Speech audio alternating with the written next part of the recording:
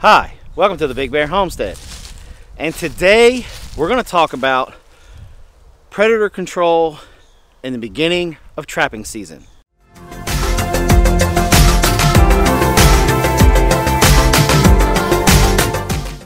Hi, I'm Jason from the Big Bear Homestead. And if this is your first time here and you want to learn about everything homesteading, things like animal husbandry, gardening, canning, predator control, go ahead, hit that subscribe button, and don't forget the bell. Okay, so today we are going to be talking about a little bit of predator control, winter butchering, and the beginning of trapping season. Trapping season starts here in Georgia on December 1st. Hold on, you look a little out of focus. On December 1st. Why is that important to a homesteader? Why is trapping season important to a homesteader?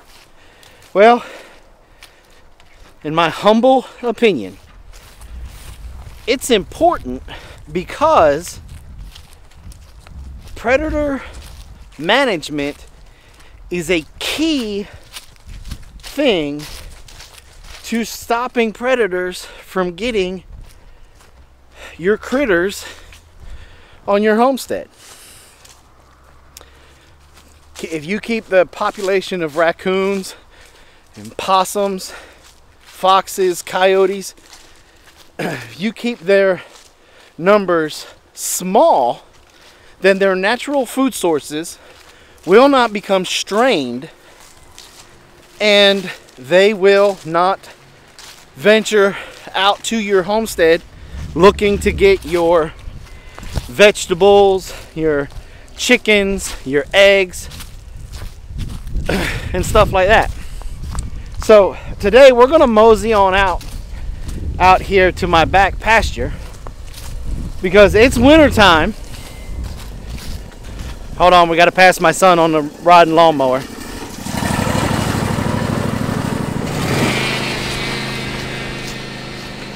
Good help is hard to find these days.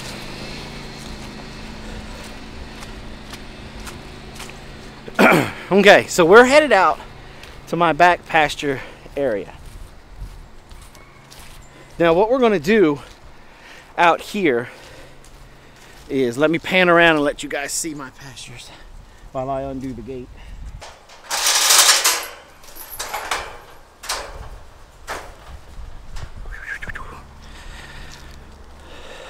Okay. All right, so we're coming out here for a couple of things. One,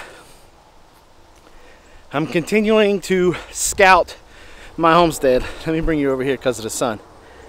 I've been noticing, like when I've been sitting in the deer stand, we have seen, if you've been with us on those live videos while we were out hunting,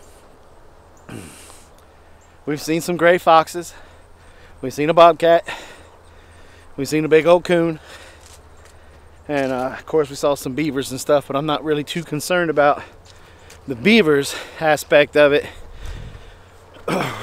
because of kind of want the beavers around. But so we're coming out here, we're scouting. Well, this morning it's also winter time, so that means winter butchering. So we slaughtered a hog this morning, and so with the parts that we're not going to consume, the stomach, what else is in there?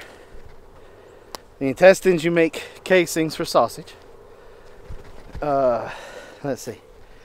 The liver, the heart, and the lungs we're going to grind up for Apollo. But everything that's left over after that, the spleen, kidney, well, kidneys will go to Apollo. Those kind of things, they're going to come out here. And we're going to make what is called a gut pile. A lot of deer hunters do this. and a lot of deer hunters, hunting clubs and stuff, they make what they call a gut pit or a gut pile. Well, one of the things that happens with this gut pile, it is an attractant for a lot of your predators, your coyotes, foxes, coons, possums, all those guys. And so, trying to keep you guys out of the sun when I'm not real backlit.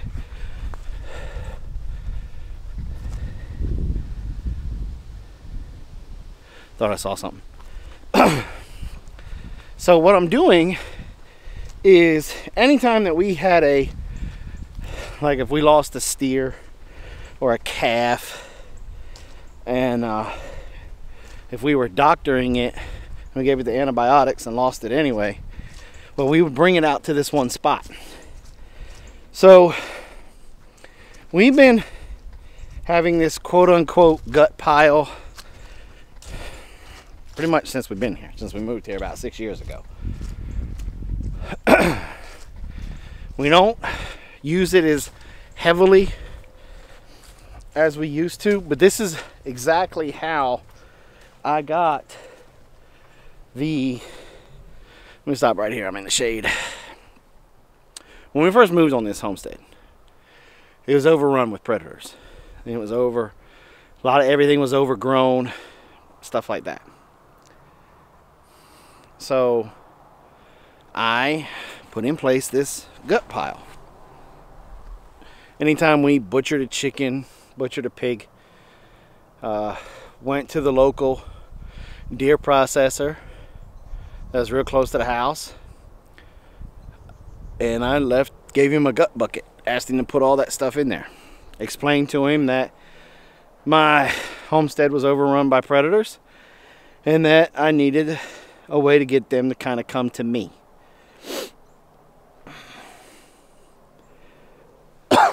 Let me back up here for a second.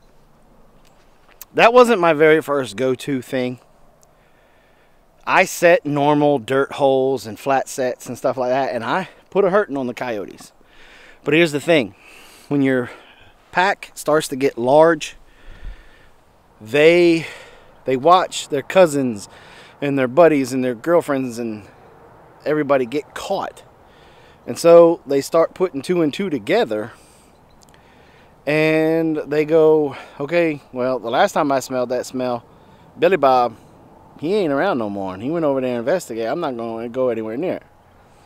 So with trapping, there's no rules. Well, I mean, there's laws, but there's no hard, fast rules except for scent control and bedding your traps properly. Anything else like that, baiting and everything, is pretty much left open to the imagination. And so I'm going to take you out here to our gut pile drop. It's been a while since we've been out here, and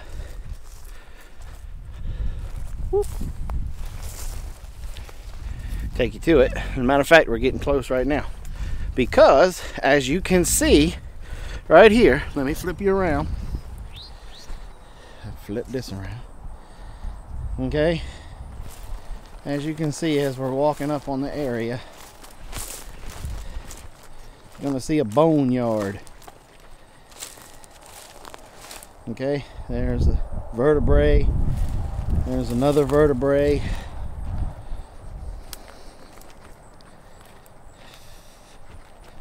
come out here to it.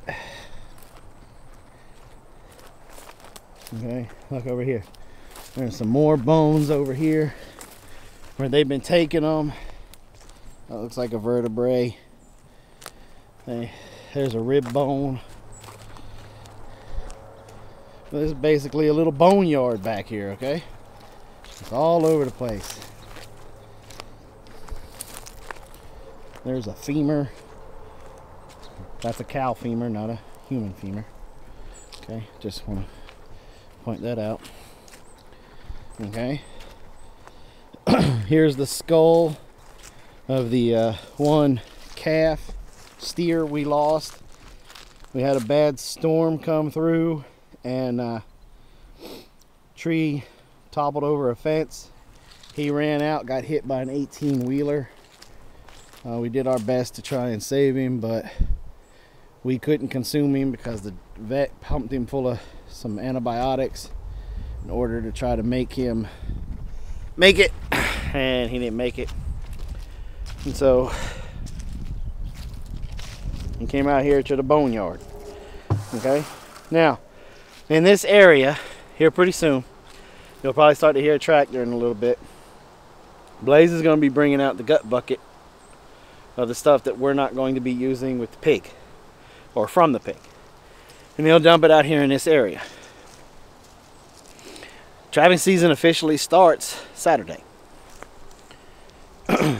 Now, I hold a nuisance wildlife license, so I am going to be setting my traps a day early.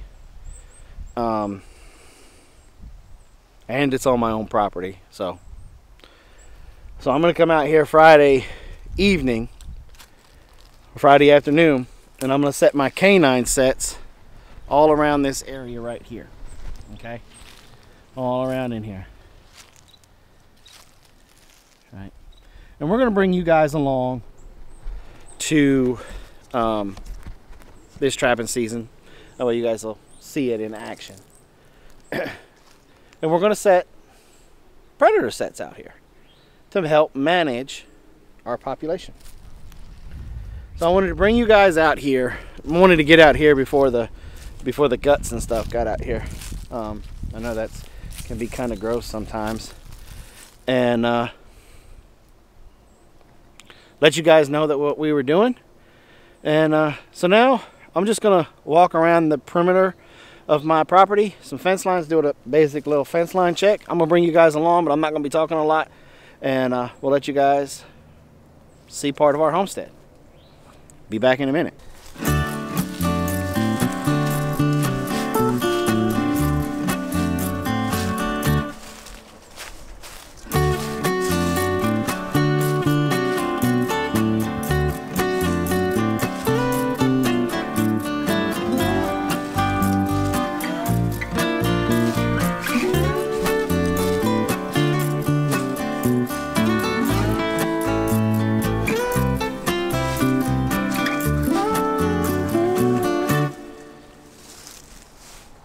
Okay, right over here I'm fixing to show you guys is a very old beaver dam.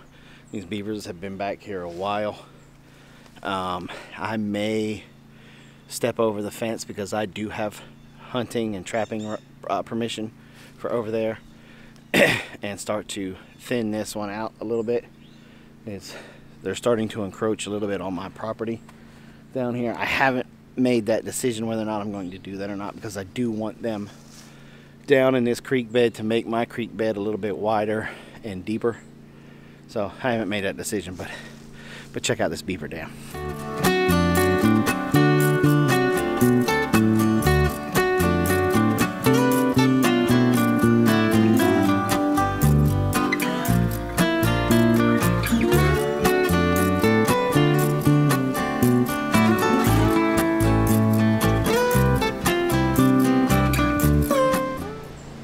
Pretty cool how Mother Nature does that. But let's go on and check out the rest of the fence line down here. Blaze is going to be doing his thing up there. He just arrived, so he's got all the grossness. So we're going to walk down through this way and see what our property's got going on as we walk our fence line right here.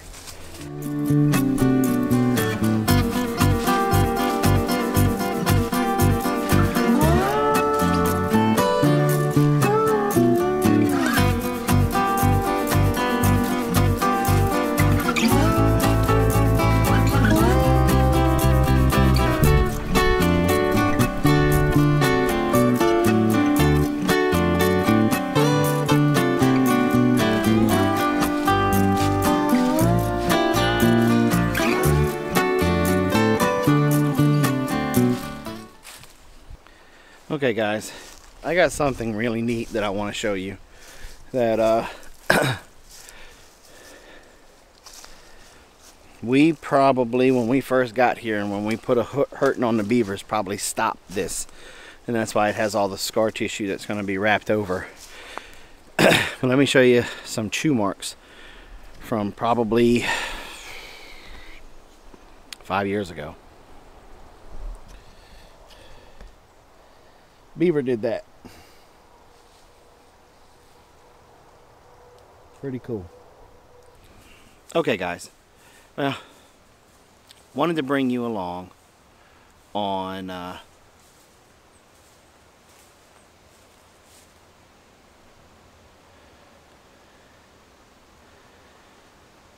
you don't know how close he was to getting shot, the way he'd come walking up in here sounding like a deer behind me. Got him out? I do. Cool. I think we should set the trail cam up on the tree right there. Ooh. Yeah. See, that's why I let you stay here, because you have good ideas. Yeah, run back in and go get it, and we'll set that trail cam up. Good idea, son. Just when you think they don't ever pay attention to you and that they never listen to you, bam, wonderful ideas. So that's going to be cool. I forgot we got that. My mama got me that trail cam a couple weeks ago. About a month ago now, probably. And she found it at a yard sale. Paid like $5 for it. $5 for a trail cam. Who pays $5 for a trail cam? My mom. That's who. Anyway. So that's going to be some exciting stuff. We're going to put that trail cam up because my son had a brilliant idea. And what we'll do is over the next couple of days, we'll watch and see what comes out there.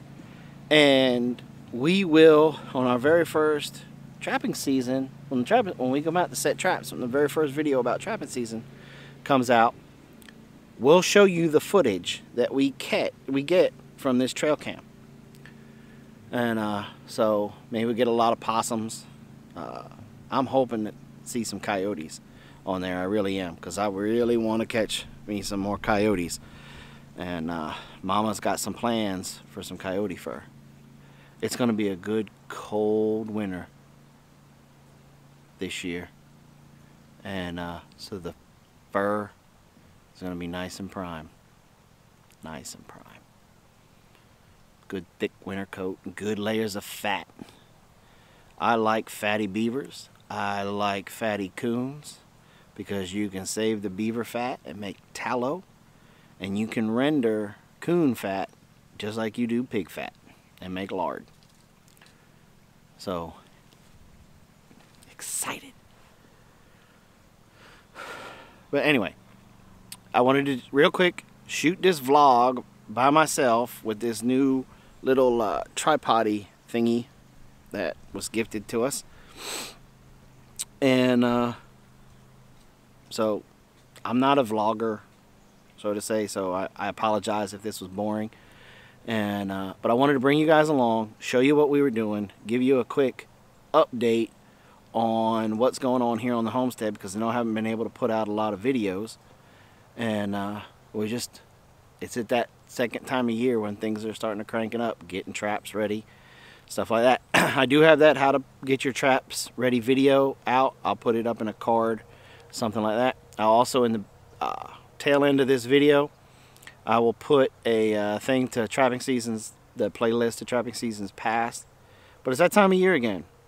This is the time where we're going to teach you guys how to get rid of predators. There's going to be a lot of trapping videos coming out. So this was basically your introduction. Alright, so we got our gut pile out. We've got, well, that's about all really we needed to do. We've already got our traps dyed and waxed, and we're excited and ready to go. So we're going to set some canine traps here Friday, and we're going to be doing some beaver trapping Friday as well. We're going to set the traps out for some beaver.